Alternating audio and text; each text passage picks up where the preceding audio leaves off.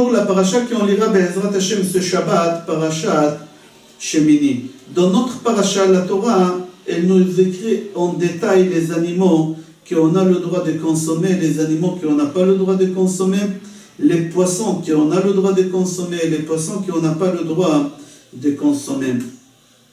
Pour que l'animal soit kasher, qu'on aura le droit de le consommer, c'est marqué dans notre paracha, il faut qu'il a, cet animal, 2 signes de kashrut, 2 signes pour nous dire qu'il est kasher.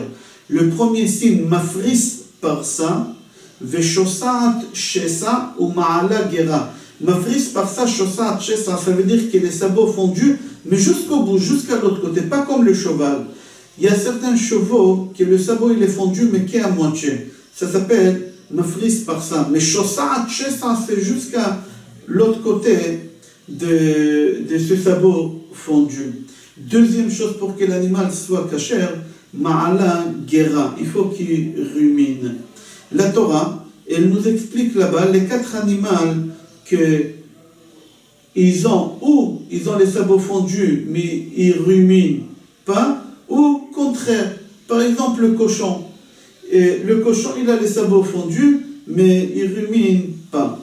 La Gemara pose la question concernant ces animaux que la Torah nous écrit en détail qu'est-ce qui est kasher ou qu'est-ce qui n'est pas kasher. Là-bas, la Gemara, elle pose la question, elle dit, c'est Rabbi Akiva qui pose la question, est-ce que Moshe Rabbeinu, il était zoologue pour savoir les animaux qui sont kasher, oui ou non? Comment Moshe Rabbeinu, à l'époque, encore il y a 3300 ans, il savait les animaux en détail qu'il y a dans le monde et les animaux qui n'existent pas, que c'est pas possible qu'on va trouver des animaux comme ça. Même aujourd'hui, de nos jours, en 2014-15, on ne connaît pas encore tous les animaux. Ils sont en train de découvrir encore dans l'Amazon, là-bas, ils sont en train de découvrir encore des animaux que jamais ils ont entendu parler. Comment Moshe Rabbeinu, il a pu parler de ces choses? Là-bas, la Gemara, elle répond, elle dit d'ici, c'est une preuve que la Torah, elle a été donnée de Akadosh Baruch Hu à Moshe Rabbeinu. Que celui qui a créé le monde, il sait exactement ce qu'il y a dans le monde. Et c'est pour ça, Moshe Rabbeinu, lui, il prend le risque pour nous parler à voix haute et dire qu'est-ce qui est comme animal, il existe dans le monde, et qu'est-ce qui est comme animal qui n'existe pas dans le monde. D'après la Kabbale, on dit qu'au moment qu'on mange de la viande cachère, on rend service à l'animal. Pourquoi? Parce qu'on le fait élever de niveau. Parce qu'avant, il était au niveau d'animal, et là, on le fait élever au niveau de Medaber, au niveau de l'homme. Il y a 4 niveaux, c'est marqué. Domem, linéaire, Tsomeach, végétal, Chai, c'est l'animal, le vivant, et 4 Medaber, 4, c'est celui qui parle. La Gaon Vilna dit, il y en a 5 qui a Israël, juif. Ok, on referme la parenthèse. Au moment qu'on mange l'animal, c'est marqué dans le Zohar HaKadosh, dans notre paracha, on rend service. Pourquoi? Parce qu'on le fait lever cet animal de niveau. Et c'est pour cela la Torah elle nous dit, avant de monter un animal de niveau, il faut savoir quel animal tu peux, quel animal tu ne peux pas. Il y a des animaux qui sont cachers, que tu peux les monter des niveaux, il y a des animaux que pas seulement tu ne peux pas les monter des niveaux, eux ils vont te faire baisser des niveaux. Concernant les animaux qu'on n'a pas le droit de manger, c'est marqué dans notre paracha, Venit tamtem bam. Venit matem, il fallait écrire avec Aleph, mais ce n'est pas marqué avec la lettre Aleph.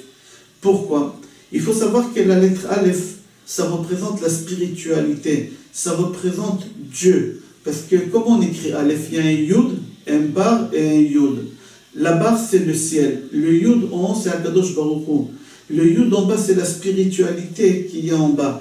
Et la barre entre les deux, c'est Akadosh Baruch Hu. Et là, on marque Venit Matem sans la lettre Aleph. Ils ont enlevé la lettre Aleph qu'elle représente la spiritualité, qu'elle représente la Kadosh Baruch Hu. Pourquoi? Parce qu'il faut savoir que le mot Venit Matem sans Aleph, c'est exactement le même mot Metumtam. Metumtam, ça veut dire boucher. Ça rentre rien dans la tête. C'est lui qui va manger des animaux. Venit Tamtem sans le Aleph, il va devenir boucher. Sa neshama, il est en train de boucher avec tous les clipotes. Des fois, on se pose des questions, comment ça se fait? Il y a des enfants, des religieux qui sont très intelligents, qui sont surdoués. il y a... Et chez les gens qui ne mangent pas kasher, qui font la pureté familiale, on voit que les enfants, ils ont du mal et du mal. Pourquoi? C'est la nourriture qui est en train de déboucher toutes les ouvertures et il devient metomtam, ça devient un boucher. Maharacho, Rabbi Chaim Vital, l'élève des Ahari à Kadosh, il explique, il dit que l'homme, il a 248 membres dans son corps et 365 veines, guidim. Guidim, en hébreu biblique, on dit clé d'âme. Maharacho, il explique que les 613 mitzvot, c'est exactement si on prend le nombre exact des veines et des membres, on arrivera à 613, comme les mitzvot. C'est-à-dire, chaque fois qu'on fait une mitzvah, on est en train de réparer quelque chose dans notre corps. Et au moment qu'on mange quelque chose qui n'est pas caché, on est en train d'abîmer, de boucher. Comme le cholestérol. Le cholestérol, ça bouche les veines. Et chas v'shalom, ça peut faire une attaque cérébrale, ou chas v'shalom, ça peut faire une attaque cardiaque. Parce que le cholestérol, c'est du gras qui bouche les veines. Et le sang ne peut pas traverser, et après ça fait une attaque. C'est exactement la même chose. C'est lui qui mange des choses pas cachères, ça bouche les veines. Ça bouge tous les arrivages dans le membre de corps. Et après l'homme, il peut mourir à cause de ça. C'est pour cela qu'on doit faire très attention. Au moment qu'on mange à l'extérieur de la maison, ne pas faire confiance à la barbe de vendeur qui se trouve derrière la caisse. Ne pas faire confiance au chômeur seul. Il faut aller vérifier derrière la cacheroute s'il y a une théoda derrière ces chômeurs. Parce que des fois, il y a des gens qui on vous dit, voilà, on a ici un chômeur, mais on n'a pas la théoda. Il faut être sûr et certain qu'il y a une théoda, et théoda connue. On ne va pas rentrer maintenant dans le détail, quelle théoda, pas théoda, mais une théoda qui est connue et qu'on peut faire confiance. Pourquoi? Parce que des accidents, ça peut arriver souvent. Venez, on va prendre l'exemple, ici en Israël, des magasins de falafel. Magasins de falafel, qu'est-ce qu'il y a comme problème dans falafel? C'est des pois chiches qu'on les fait mixer, et on les met dedans des bicarbonate, ou je ne sais pas qu'est-ce qu'on met dedans, et on fait des boules dans l'huile. C'est quoi le problème? L'huile, il vous montre la bouteille qui est cachère, et les falafels, c'est que des pois chiches. Mais il y a un problème. Il faut savoir que j'ai demandé à quelqu'un qui fabrique des falafels, et il m'a dit qu'il y a 3 ou 4 sortes de pois chiches, et ça dépend des prix. Si on paye le prix élevé des 6 shekels le kilo, je pense, alors on peut avoir la meilleure et la plus belle et la plus grosse des pois chiches. Si on paye 4 shekels, c'est moins. Si on paye 2 shekels, on peut trouver une pois chiche sur 2 qu'il y a des trous dedans. Et c'est quoi les trous? C'est des vers de terre qui se trouvent à l'intérieur. Et d'après vous, c'est lui qui fabrique ce falafel-là. Il va aller payer 6 shekels le kilo de pois chiches, ou il va courir payer 2 shekels le kilo de pois chiches. Ça dépend de lui et sa conscience. Ça dépend de lui et la théoda qu'il a. On l'oblige à acheter le pois chiche à 6 kilos. Vous allez arriver au magasin, il va vous dire, moi j'ai un chômeur. Le chômeur, il ne sait même pas que les pois chiches, il faut les faire vérifier, et que les pois chiches, il y a plusieurs catégories. Et lui-même, il dit, c'est des pois chiches, on les fait mixer, et après on ne peut rien voir, tout est mixé. C'est pour cela, la Torah, elle nous dit qu'il faut faire très très attention les aliments qu'on fait rentrer dans la bouche. Mis à part qu'il y a 2 sortes de graisses dans la nourriture. Aujourd'hui, dans tout, on met de la graisse. Il y a la graisse végétale et la graisse animale. La graisse animale, elle n'est pas bonne pour la santé. Et c'est pour cela qu'on ne la vend pas cher du tout. Et c'est en grosse quantité sur le marché mondial, on peut acheter des graisses animales. Mais ce n'est pas cher. La graisse végétale, elle coûte cher parce que c'est très demandé, parce que ce n'est pas mauvais pour la santé.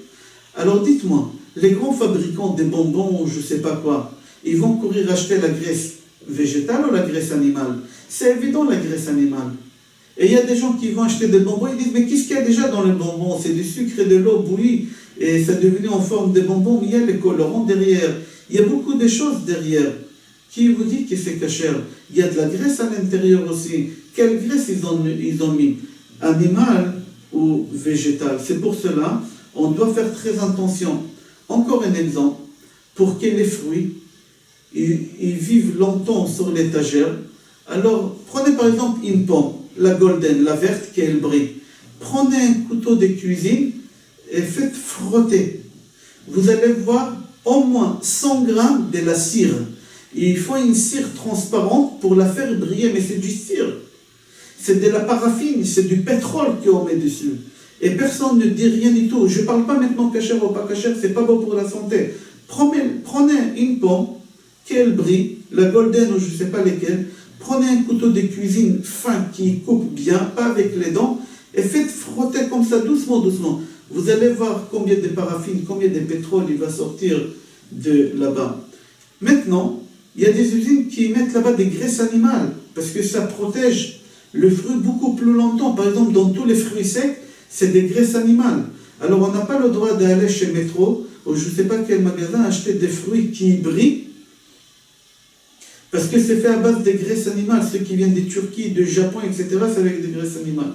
Alors il faut faire attention d'acheter tout avec tampon. Et c'est pour ça qu'on dit chacham. C'est quoi chacham en hébreu? Chacham, ça veut dire chetzi kos melea.